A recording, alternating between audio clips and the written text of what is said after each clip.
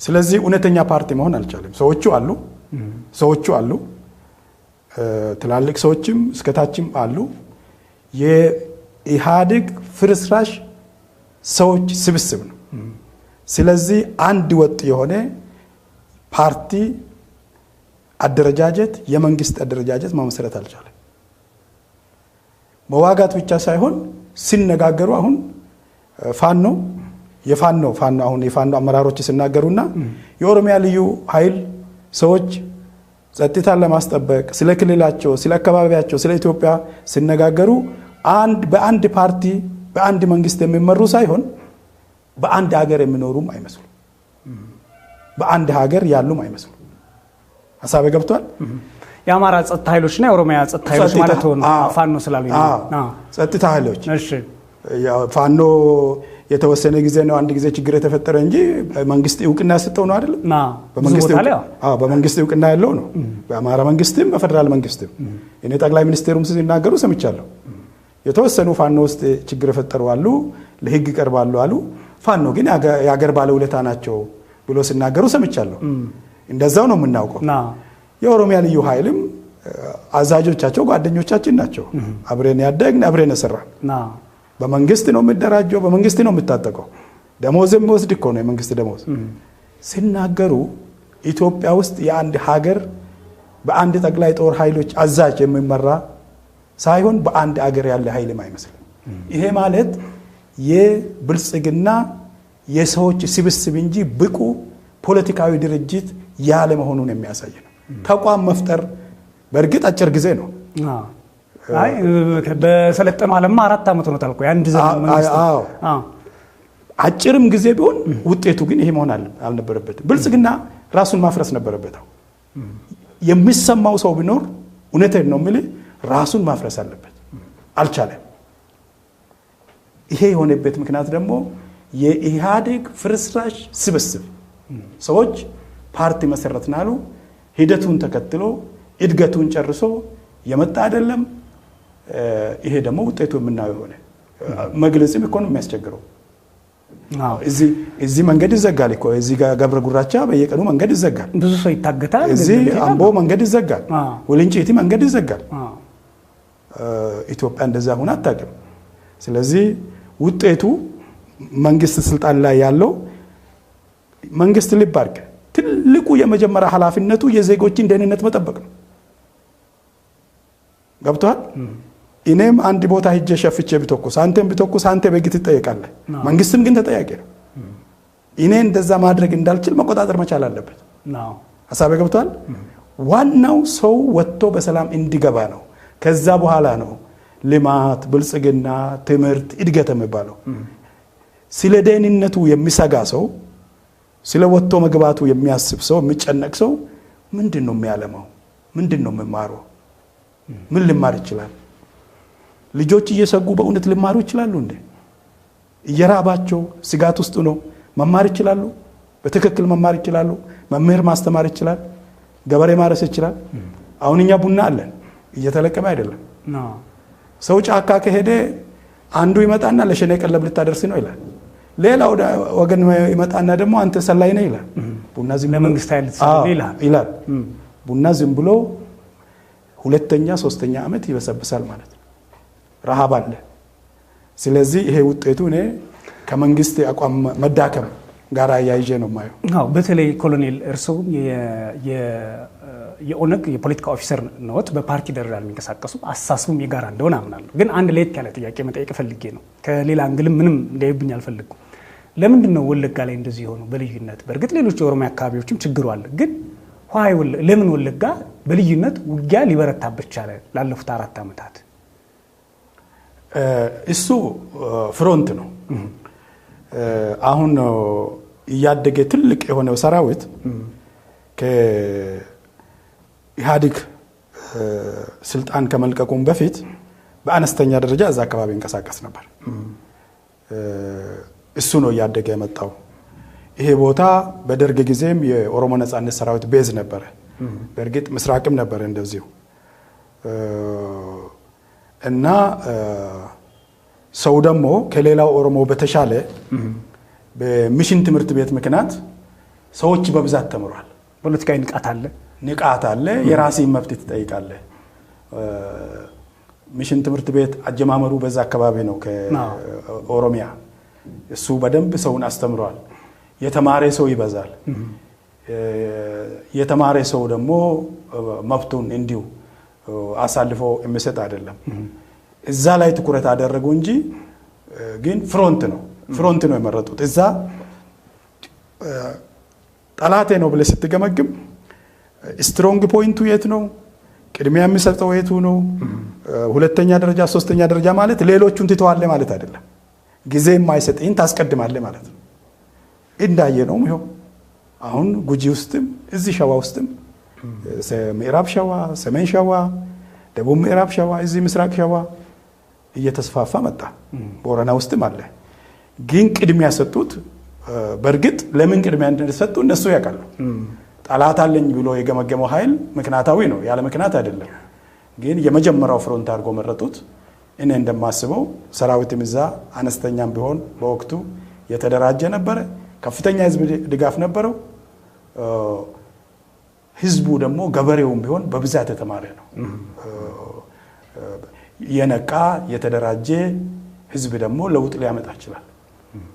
በዛ ምክንያት ብዬ ነው ማመነው። መልካም ኮሎኔል፣ አሁን እዛ አካባቢ ደግሞ አሁን እሺ የነቃ የተራጀ የሚሆን በጣም የተሻለ ሚሽን ብዙ ሰዎች አሉ። ከዛ አካባቢ ወጡ እኛ እንኳን የምናውቃቸው ብዙ የተማሩ ሰዎች አሉ። የፖለቲካ ትግል የሚያደርጉ የተለያዩ ጽፎች የሚጽፉ ድርሰት ውስጥ ያሉ በኢትዮጵያ ፖለቲካ የሚሆን በተለያዩ የዓለም ክፍል ተበትነው ያሉ ብዙ ሰዎች እንዳሉ እናውቃለን። ግን አንድ ደግሞ ለየት የሚያደርገው ነገር አለ። ለምን እንደሆነ ሊገባን ያልቻለው ብዙዎቻችን የሲቪሊያንና ማንነት ተኮር መሰረት ያደረገ ጥቃት ይካሄዳል። በአንጻሩ እኮ የአካባቢ የኦሮሞ ህዝብ ከሌላው ህዝብ ጋር በተለይ ከአማራው ከትግራዩ ጋር በጣም ተሰባጥሮ የሚኖርበት አካባቢ ነው። በአንጻሩ ቀደም ሲል እርሶም በኃይለ ሥላሴም ካነሱት በተፈጥሮ የሚሆን በፍላጎቱም መጥቶ በጋብቻም በሃይማኖትም የመጣ ብዙ አለ።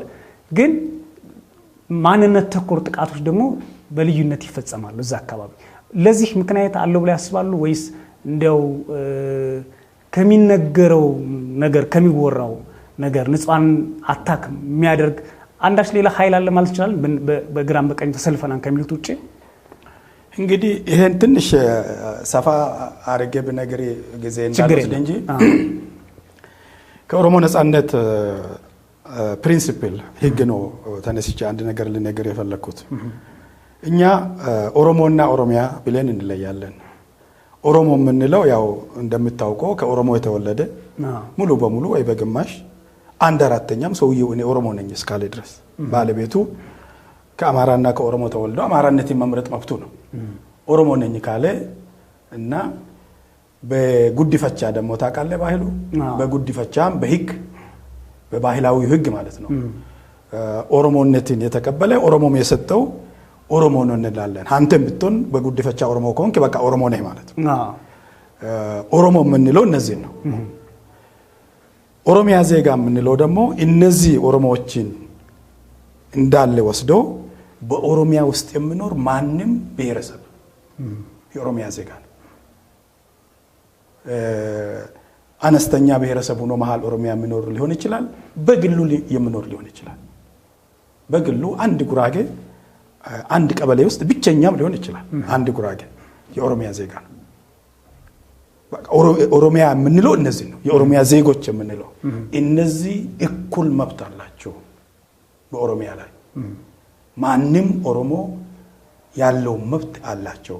ሀብት የማፍራት የመኖር፣ ስለ ደህንነታቸው የፖለቲካ ተመራጭ መሆን እስከዚህ ድረስ መብታቸው የተጠበቀ ነው። ይሄ የኛ አቋም ነው። በኦኔግ አቋም በኩል በማንም ሰው ላይ ዜጋችን ነው እንግዲህኛ ዜጋችን ነው ህዝባችን ነው ጥቃት መድረስ የለበትም ብለን ነው ምናምን የሚደርሱ ዘር ተኮር ጥቃቶችም እናወግዛለን። አግባብም አይደሉም፣ ጥቅምም የላቸውም፣ የፖለቲካ ዓላማም የለውም። ማንም ፖለቲካ ዓላማ ማሳካት አይችልም። በሌላ በኩል ከደርግ ጊዜ ጀምሮ የመንግስት መሰረታዊ ስህተት በተለይ የአማራው ተወላጅ ስጋት ውስጥ እንዲኖር የሚያደርግ በመንግስት የሚወሰዱ እርምጃዎች አሉ። ምሳሌ እስኪ ኮሎኔል። ለምሳሌ በደርግ ጊዜ እኔም አድግ ያለው 77 ብዙ መጥቶ ከራያና ከትግራይና ከወሎ ወለጋ ውስጥ ሰፍሯል ኦሮሞ ያልሆኑ ሰዎች የኦሮሞ ነጻነት ግንባርን በታማኝነት ይዋጋልኛል ብሎ የሚያምን ከነሱ ከኦሮሞ በላይ እነሱን ስለሆነ ኦሮሞን ባዶ እጅ አድርጎ እነዚህን ያስጠጥቃል። ይሄ ህዝቡን ያስቆርፋል። ሐሳቤ ገብቷል? ነዋሪው እዛ የነበረውን ኦሮሞን ቅሬታ ውስጥ ያስገባል። መሆን የነበረበት በምንም ተአምር በምንም ሁኔታ የአማራ ክልል መንግስት አሰላ ላለው አማራ ከኦሮሞ መንግስት በላይ መቅረብ አይችልም። ሀቅ ነው። የማንኛውም ምንም ማድረግ አይችልም። እርሶ ጀርመን ቢኖሩ ወይም ካናዳ ቢኖሩ የሚቀርቡት ያ ነው። እሱ ነው ጎረቤቱ፣ እዛ ያለው እድር፣ እዛ ያለው ማህበር፣ እዛ ያለው አማቹ ወይ ዘመዱ፣ ቀበሌ አስተዳዳሪው የቤተ ክርስቲያን ከሆነ ቤተ ክርስቲያን፣ መስጊድም ከሆነ እንደዛ በሃይማኖት እንጂ የአማራ ክልል መንግስት አርሲ ላለው ወይ ጭሮ ላለው ኦሮሞ እኔ ከኦሮሚያ መንግስት በላይ ወደ እዛ አካባቢ ካለው የወረዳ የቀበሌ አስተዳዳሪ በላይ ይጠቅመዋል ብዬ አላምንም። ሊያደርግም አይችልም፣ ተግባራዊም ሊሆን አይችልም። ስለዚህ በአሁኑ መንግስትም ልክ ደርግ እንዳደረገው አማራ ታጥቆ ራሱን የሚከላከልበት መንገድ እናበጃለን ብሎ አቤ ዶንጎሮ እኔ የተወለድኩበት ወረዳ አስተዳዳሪው ከኔ ጋር የተማረ ነው፣ ተሰማሽ ሆነ የሚባል ኦሮሞን በሙሉ አስፈትቶ የአማራን ሰዎች አስታጠቀ። ግን አማራን መጥቀም አልቻለም። ልባርክ ሐሳቤ ገብቷል? እየተረዳሁት ነው ማለት ለአማራም ሊሆን አልቻለም። የችግሩ ምንጭ መንግስት እየሆነ ነው መንግስት ነው። ምናልባት በተቃራኒው እነዚህ አናሳዎች ስለሆኑ በብሔር ውስጥ ሲኖሩ በሰፊው ህዝብ ውስጥ ሲኖሩ የመጠቃት እድል ስላላቸው ራሳቸውን እንዲከላከሉ ተብሎ ደግሞ የማስታጠቅ ስትራቴጂ አለ በፖለቲካም በሌላም። ያ ሊሆን አይችልም ኮሎኔል? ወይስ እርስዎ በተጨባጭ የሚያውቁት የተለየ ባህሪ ያለው ሁልጊዜም እንደዚህ የሚሆነው የመንግስት አካል ስለሆኑ ነው ወይስ በሲቪሊያንነታቸው እንዳይጠቁ ጭምር ነው? የመንግስት አካል ሰው ገበሬዎችን እኮ ነው፣ ነጋዴዎችን፣ ገበሬዎችን ገባ። በኢህአዴግ ጊዜ በየቀበሌው ሚሊሻ አለ። በመንግስት ጊዜ አማራም ኦሮሞ ፍላጎቱ ያለው የጤና ሁኔታ ይበቃ ብዙ ጓዝ የሌለው ህግ አለው ራሱ ሚሊሻ ሲመለምሉ ይሄ ቀበሌ ውስጥ ኦሮሞም አማራም ሚሊሻ ያመጣል። ትጥቅ ሰጥቷል፣ እኩል ይሰለጥናል። እሱን አይደለም የምልህ። አማራ ሚሊሻ ብቻ ሳይሆን እኔ እነግራለሁ ከፖለቲካ ስልጣን መያዝ መቻል አለበት ኦሮሚያ ውስጥ። ኦሮሚያ ውስጥ የፖለቲካ ስልጣን የሚይዘው ደግሞ የሚመርጠው ህዝቡ ነው። ኦሮሞም ከመረጠው ነው። መቼም አማራ ብቻውን ተሰብስቦ መርጦ የሚመርጥበት አግባብ የለም፣ መንገዱም የለም። በቂ ድምጽ ላያገኝ ይችላል። ከተመረጠ ግን ትልቅ የፖለቲካ ስልጣን የሚያዝ መብቱ ነው። እንኳን የቀበሌ ሚሊሻ ግን አሁን የተደረገው መንግስት ሸኔ የሚለው የኦሮሞ ነጻነት ሰራዊት እኔ ሸኔ የሚባል ነገር አላውቅም። ከዚህ በፊትም ብለውኛል በቃለ መጠይቅ የኦሮሞ ነጻነት ሰራዊት ነው እሱን ይዋጋልኛል ብሎ አማራን እንደ የቀረበ ደጋፊ አድርጎ ሌላው መግፋት ለኢትዮጵያ እጅግ በጣም አደገኛ። ኦኬ ስለዚህ ይሄ የኦሮሞ ነጻነት ጦር የሚባለው በቀጥታ ባንድ ምን በሌላ መንገድ አማራውን ለማጥቃት በርከፍቷል የመንግስት አሰራር ነው የሚሉት። ታጥቆ ከሄደ ዋጋዋል ግዴታ ነው። ግን ሳይታጠቁ አሁን እንደ ቶሊ ምናምን አይነት አካባቢዎች ላይ እንደውም የመንግስት ጸጥታ ኃይል በቅርብ ባለበት ሁኔታ በጣም ድራማቲክ በሚመስል መንገድ የንጹሃን ግድያዎችን ያለን ኮሎኔል እነዚህ ከምን የመነጩ ናቸው ብለው ያስባሉ? እንደው ከፖለቲካ አቋም ሳይሆን በወታደራዊ ሳይንስ ራሱ ሲያዩት መከላከያ በ5 እና በ6 ኪሎ ሜትር ውስጥ አለ እየተባለ ቶሊ ቀበሌ ላይ ሰዎች በስናይፐር አስፋልት ዳር በየሰፈሩ ይረሸናሉ፣ ይጨፈጨፋሉ። ይሄን ያደረጉት ማንንም ይሁን ማን ጨካኞች ናቸው፣ ለማንንም የማይጠቅሙ ናቸው፣ የህዝብ ጠላቶች ናቸው። በኦሮሞ ነጻነት አቋም እንደግለን ሲቪሊያንን መጨፍጨፍ እንኳን መጨፍጨፍ ለምን ትቆጣለህ? ድህነቱ አይበቃውም ወይ? ችግሩ አይበቃውም ወይ? ለምን ትቆጣለህ? ለምን አንተን እንደ ስጋት ይቆጥራል ገበሬ? ከሁሉ በላይ ደግሞ ገበሬ።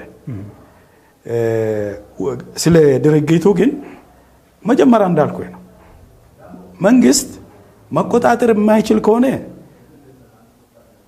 አንድ ሽፍታም ጋር ቢሆን መደራደር አለበት። አንድ ሰውም ቢሆን ተመልከት፣ ግንባሪን የሸፈነ ሳይሆን አንድ ግለሰብ መቆጣጠር የማይችል ከሆነ ሰውየው ደግሞ የአካባቢው ደህንነት የህዝብ ደህንነት ስጋት ከሆነ መቆጣጠር ካልቻለ አለመቻሉን አምኖ መደራደር አለበት። አለበለዚያ የህዝብን ደህንነት መጠበቅ የመንግስት ኃላፊነት ነው መጀመሪያ። ሁለተኛ ወለጋ ውስጥ አሁን ደግሞ ወደ ሌላ ቦታ እየተስፋፋ ማን ማንን እንደሚገል አይታወቅም።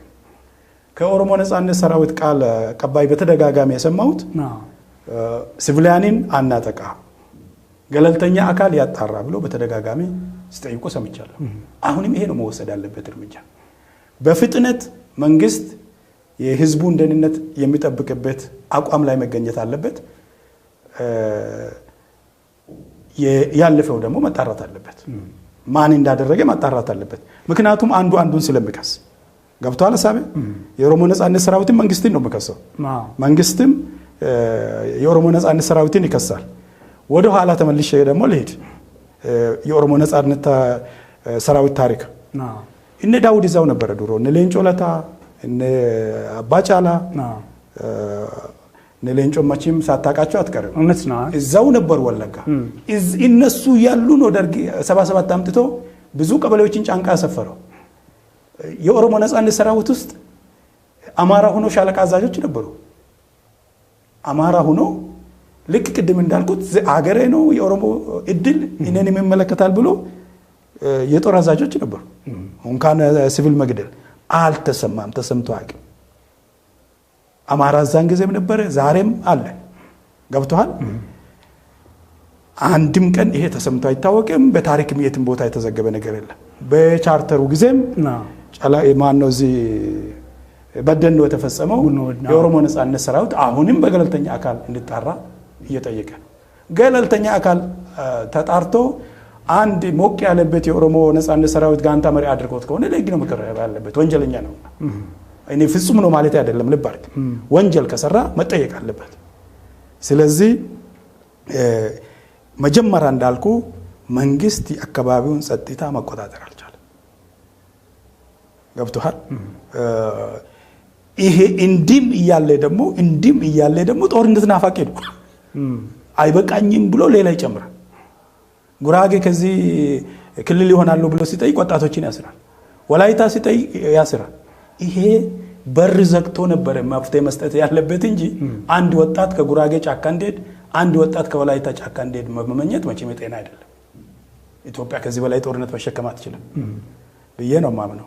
መልካም ኮሎኔል፣ የስምምነቱ ጉዳይ ለምን አይቀበለው መንግስት?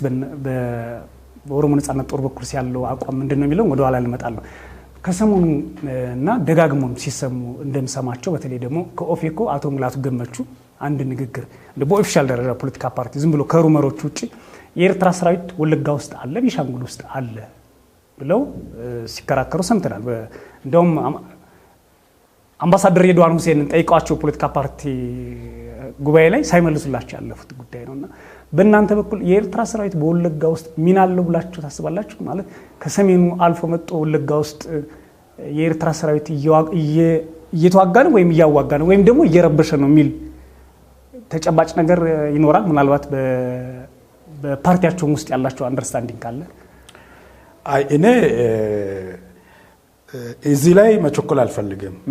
ከአመት ተነስቼም መልስ አልሰጥም። አሁን ባለው ሁኔታ አንዳንዱን እንደው ዝም ማለት ይሻላል እንጂ ማባባሱ በጣም አደገኛ ነው። ምስራቅ አፍሪካ እጅግ በጣም ችግር ውስጥ ገብታለች። የኤርትራ ሰራዊት ትግራይ አለ፣ ወለጋ ቢገኝ ምንም ተአምር አይደለም። ምንም ልዩነት የለም። የሚጠበቅ ነገር ምንም ነገር ነው ማለት ጥልቀት ጨመረ ማለት ነው። ሐሳብ ገብቷል። ጥልቀቱን ጨምሮ ወለጋ ደረሰ ነው እንጂ ኢትዮጵያ ውስጥ ኦሬዲ ገብቷል። በክፍለ ጦሮች በመካናይዝ በአውሮፕላን ገብቷል። ስለዚህ ሊኖርም ላይኖርም ይችላል። ገባ አልገባ ግን ለኔ ለውጥ የለው። ሐሳብ ገብቷል። ትግራይ ከገባ አዳማ ቢገባ ምን ልዩነት አለው? ለኔ ምንም ልዩነት የለው። ከሉዓላዊነት አንፃር ነው የሚያዩት ማለት ነው። እንደዛ ነው ማየው። መልካም አመሰግናለሁ። የኦሮሚያ ውስጥ ያለው ግጭት አንዳንድ ሰዎች ራሳቸው የኦሮሞ ልጆች ከሁለትና ከሶስት ተከፍለው በነባር ኦህዴድ በአዲስ ኦህዴድ በነባር ኦነግ በአዲስ ኦነግ ጭምር ተዳብለው እንደው ኦህዴድና ኦነግ እንኳን የሚያረጉት ነው በማይባል ደረጃ ከዛም ከዚህም ተከፋፍለው የሚያረጉት ጦርነት ነው ብሎ ብዙዎች ተነትናሉ። ከዛ መለስ ግን አንድ ህዝብ ላይ እንዴት ነው ሁለት ሶስት መንግስትም ታጣቂም ኃይልም የክልል መንግስትም የፌደራል መንግስትም እንደገና የአካባቢ ገዥም ከዛ ደግሞ 50 ዓመት የወሰደ ትግልም አድራጊም የነዛ ልጆች ደግሞ ተመልሰው እነዛ እንደገና የሚወጉበት ስርዓት የተፈጠረ ብለው ያስባሉ። ኮሎኔል ማለት በእውነት የዓላማ ልዩነት ሳለው ወይ ነው? ምንድነው ዓላማው? አሁን ግልጽ ሊሆን ያልቻለው ቀደም ሲል የመንግስት ጦርነትን ካሉ ግን ከዛ ባለፈስ የ4 ኪሎ ሰዎች እኮ ኦነግ አለመሆናቸውን ያረጋግጡልን የሚሉ ብዙ ሰዎች ይጠይቃሉ። በተቃራኒ በኦሮሞ በኩል ደግሞ አይ እነዚህ ሰዎች ነፍጠኛ አለመሆናቸውን ያረጋግጡልን የሚል ጥያቄም እንዳለው ነው። በትክክል አሁን ያለው ኦሮሚያ ውስጥ ያለው ውጊያ በዓላማ ደረጃ የከሌ ዓላማ ያላቸውና የከሌ ዓላማ ያላቸው የሚያረጉት ናቸው ማለት ይችላሉ ኮሎኔል? የኦሮሞ ነጻነት ሰራዊት ዓላማ ግልጽ ነው። ኦሮሚያን ለነጻነት በኃይል አመጣለሁ የሰላም መንገድ ስለተዘጋብኝ ነው ማለት። እዛ ውስጥ አንዳንድ ዲሲፕሊን ግድፈትና ድክመቶች ሊኖሩ ይችላል። እንዳልከው ግን ወለጋ ውስጥ አሁን በቅርብ ጊዜ የሆነው 3 ኃይሎች ትራያንግል ሆኖ የአማራ ታጣቂ ኃይል፣ የኦሮሞ ነጻነት ሰራዊት፣ የኦሮሚያ ልዩ ኃይል፣ የኦሮሞ ልዩ ኃይልና የኦሮሞ ነጻነት ሰራዊት የአማራ ታጣቂ ኃይልን ይዋጋል። እርስ በራሱ ነው ይዋጋል። ልብ አድርግ፣ እርስ በራሱ ነው ይዋጋል።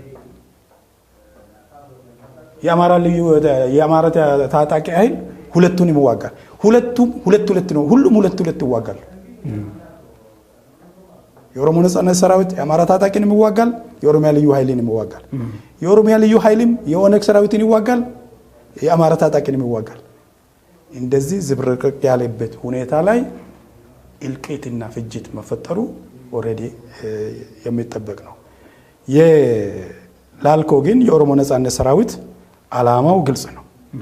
ዓላማው ድጋፍ አለው። ትክክል ነው ትክክል አይደለም የሚለውን አሁን ትተን ኦሮሚያን ለነጻነት አበቃታለሁ የሚዋጋው ደግሞ የሰላም መንገድ ስለተዘጋብኝ ነው ብሎ ስለተነሳ ነው። ኃይሉንም እያዳበረ እያፈረጠመ መጥቷል። አንዳንድ ግድፈቶች ግን ሊኖሩ ይችላሉ። በጥልቀት አላውቅም። ያው ታውቃለህ የነበርኩበትን የተቆራረጡ ወሬዎች ናቸው ያሉኝ። በመንግስት በኩል የሚወሰደው እርምጃ ግን ግልጽ አይደለም። ገብቶሃል? ግልጽ አይደለም። መጀመሪያ እንደጀመርኩልህ ነው። ከመንግስት ታጣቂ ጋር ይዋጋል፣ ከአማራ ታጣቂ ጋር፣ ከኦሮሚያ ነጻነት ሰራዊት ጋር ይዋጋል እንጂ ዓላማ ልዩነት ግልጽ የዓላማ ልዩነት አለው። የኦሮሚያ ኮሎኔል ይህንን ዓላማውን ማለት ብዙ ጊዜ ከተለያዩ ሰዎች ዓላማውን በዝርዝር 5ም 6ም ዋናው ግን የኦሮሚያ ነጻነትን ማወጅ እና ህዝቡ በኦሮሚያ ላይ በራሱ ጊዜ ድምጽ ሰጥቶ በኢትዮጵያነት ልቀጥል ወይም ራሴ ልቻል ብሎ እስከሚደርስ ግብ ማድረስ አለብን የሚለው የተቋቋመ ሐሳብ አለ። ረጅም ጊዜ የቀጠለ በሰላማዊ ፖለቲካ ትግልም አለ ይሄ ጥያቄ በግንባር ብቻ ሳይሆን። ግን ኮሎኔል አሁን ይቻላል ማለት ይህንን ሁኔታ በጦርነት ማድረግ ይቻላል? ይሄም ጠይቀው እርሶ ወታደራዊ ሳይንስ ስለሚያውቁ ነው። ይቻላል? አንድ ጦርነት በጣም አሁን እንደሚሉ በጣም ሶፊስቲኬትድ የሆነ ዓለም አቀፍ መልኩ እየተቀያየረው ይመጣበት፣ ዓለም አቀፍ ጫናዎች እየተቀያየረው ይመጡበት፣ እዛ ውስጥ ያለውን ደግሞ በአንድ ማሰለፍ የማይቻልበት